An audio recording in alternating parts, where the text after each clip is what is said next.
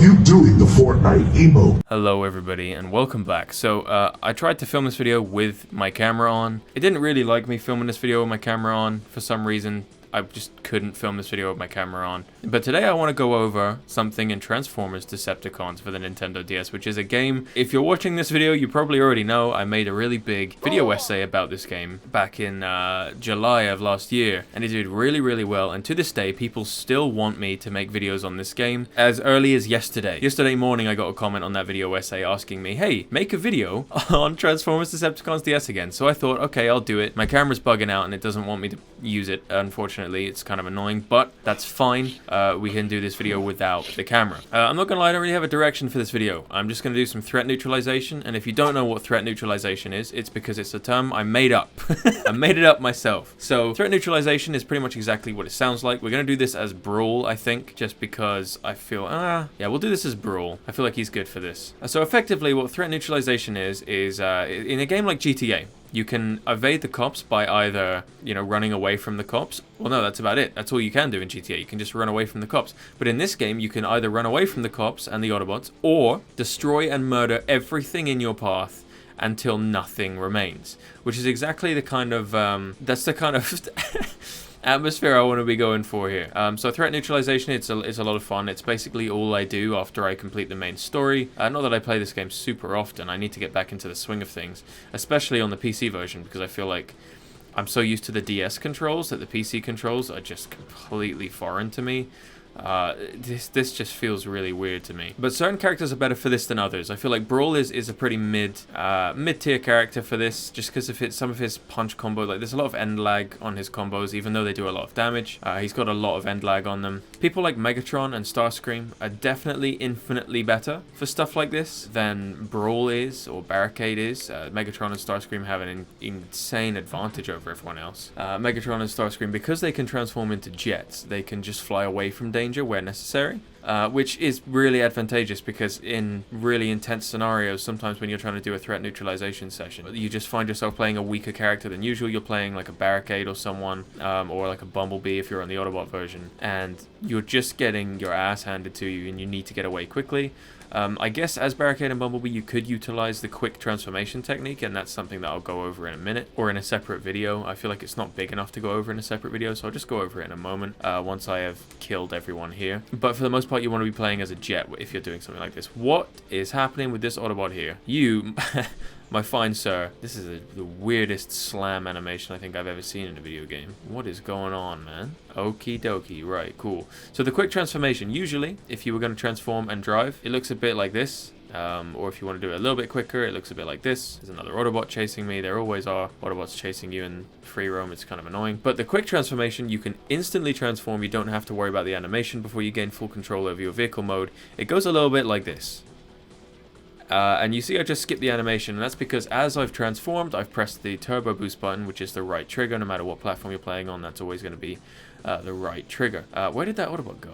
I don't know if anyone else just saw that. There was like a grey truck, and it just disappeared around the corner. I was going to kill him. By the way, that doesn't work for Brawl, because it's weird. Brawl's... I'm going to do individual videos, I think, for each character. But Brawl is probably the worst in terms of vehicle mode speed. His turbo boost is actually slower than his acceleration speed, and I don't know if that is in vehicle mode. If I go to the vehicle modes just to compare acceleration and top speed, that's a complete lie. That is a complete lie. Acceleration is way higher than his top speed, unless that just means the speed at which he gains, I don't know, momentum up until he gets to top speed. I have no idea. Either way, let's do one more of these. Let's do one more threat neutralization. Let's do it at Hoover Dam this time. I'm going to go for a bit of a challenge, and I'm going to play as Barricade while attempting to, if I go to the dam entrance as Barricade. Now, there's a military base. This is where we free Megatron in the main story. Down here, this is Megatron's little hidey hole. This is a little platform that they have him on. Inside this military base, you are wanted at all times. Your threat level is constantly up. As you can see, I have a wanted level of 0 right now, but the second I walk in this place, they're trying to attack me. Everyone is trying to murder me. And there's a good reason for that, because this is a military base and I'm a giant alien robot that just shouldn't be here. This area is probably harder to survive in threat neutralization than any other area in the game. I think, I could be wrong. The Autobot game has a mission where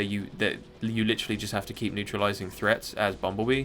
So as the weakest character in the game, you have to neutralize constant heavy threats, and it's one of the most fun missions though, because you're just blowing everything up. And there's at one point where you're just constantly faced with tanks and things like that. This is actually the area that Bumblebee gets holed up in the main story. I think this is his room. This is like the experimentation room that they use on him. But these narrow corridors can either play to your favor, because you can take cover behind these walls, or you can stand in here if you need a moment to just kind of, like I just did, get into a weapon stance and just strafe out. Or they can work against you. They can work against you in terms of, if you're playing a character like Barricade and you get cornered, you're pretty much screwed, because Barricade has pretty bad stats, if I remember correctly. He's a little bit better than Bumblebee, but he's not amazing.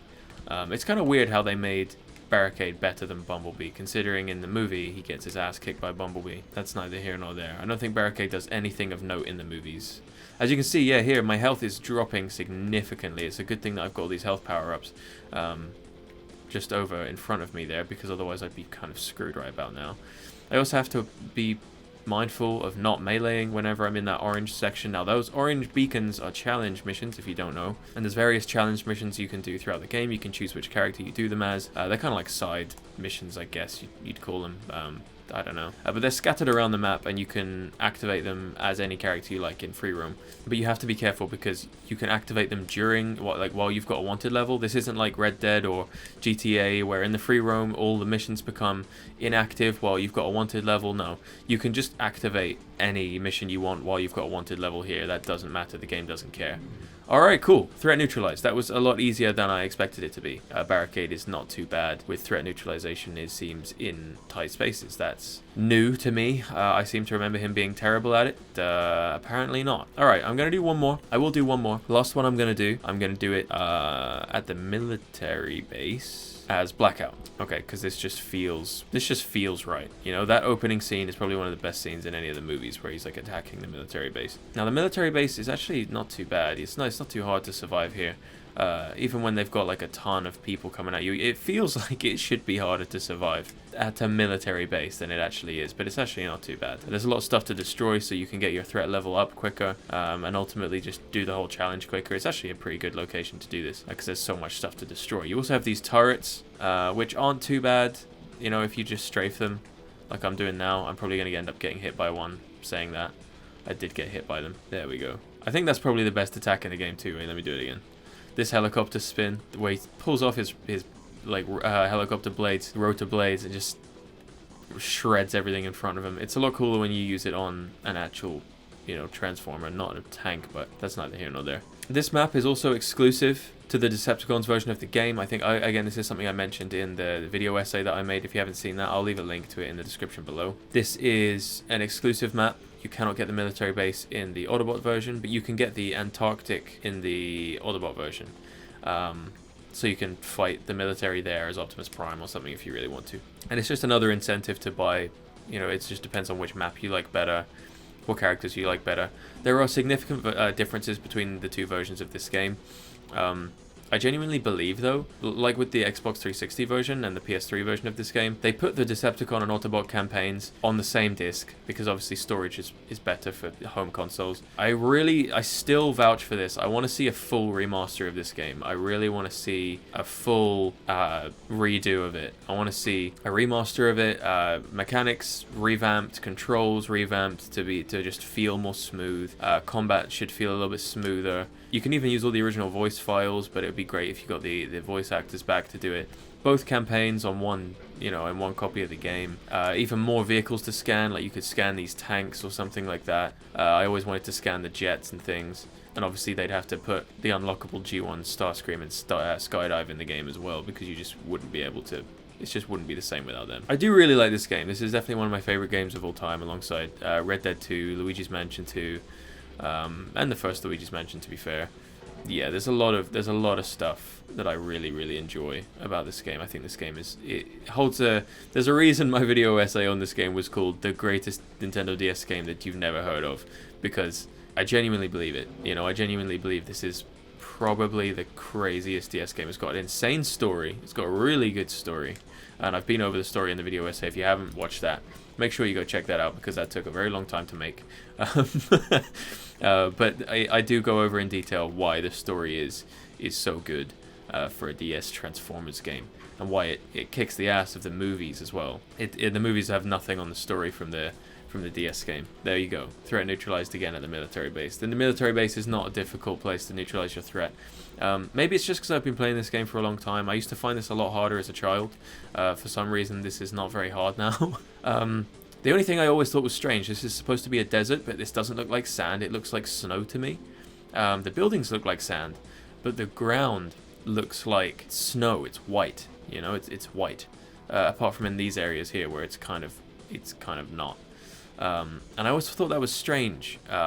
It's something that a lot of old games have done. The first Red Dead Redemption did it as well. A lot of areas that should look sandy and desert-like just don't. They look like snow. Everything's white for some reason. This is also one of the only areas in the game, fun fact, that has destroyable buildings. I'm getting shot now by the military patrol in the village. This is also one of the smallest maps in the game, I'm pretty sure.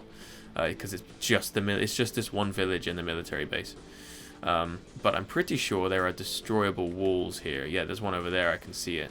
And there's one next to me, I just walked past it. But this here, you can destroy certain walls here. It's like parts of buildings that you can just pick up and slam all over the place. It's one of the only areas in the game you can do that, is in this Qatar village. But I feel like instead of going over all this detail in this kind of like random video that I'm making on this game, I should make a separate video about all of the different maps and how they kind of, all the stuff you can do in them and all their cute little secrets and things like that. So I don't think I'm going to give away too many details of the Qatar map before I make its own specific video. But anyways, that's the end of today's video. If you want to see me make more Transformers Decepticons videos for the Nintendo DS and the Autobots game respectively, let me know in the comments. I will be honest, I don't really have much interest in covering the Revenge of the Fallen games or anything like that. These were the two that I really cared about. I never really cared about the Revenge of the Fallen ones. You can watch my videos on them to see how I feel about them. I don't think they're anything crazy. I think they're a huge downgrade, and I think they're quite lazy in comparison to this one, which is just an absolute masterpiece. But anyways, that's the end of today's video. I hope you guys did enjoy, and I'll see you all in the next one.